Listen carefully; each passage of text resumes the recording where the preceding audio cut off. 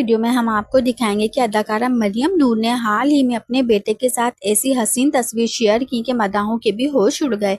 जहां आमतौर पर शोबिस इंडस्ट्री की माएं जैसे ऐमन खान और मिनाल खान अपने बच्चों के साथ सोशल मीडिया पर छाई रहती हैं, वहीं मरियम नूर ने अपनी नई तस्वीरों से सबके होश उड़ा दिए।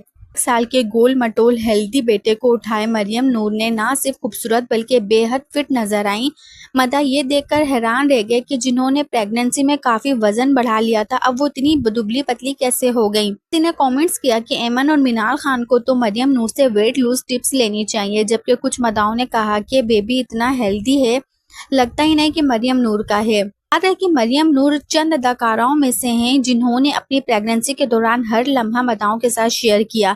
यहाँ तक कि डिलीवरी से पहले की वीडियोस भी वायरल हुई और अब जब बेटा 1 साल का हो गया तो मरियम नूर की फैमिली की ये ताज़ा तस्वीरें इंटरनेट पर बहुत ज़्यादा ट्रेंड कर रही हैं।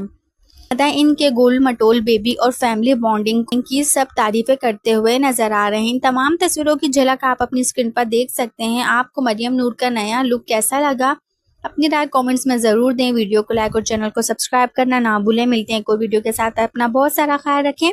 तब तक के लिए अल्लाह हाफिज।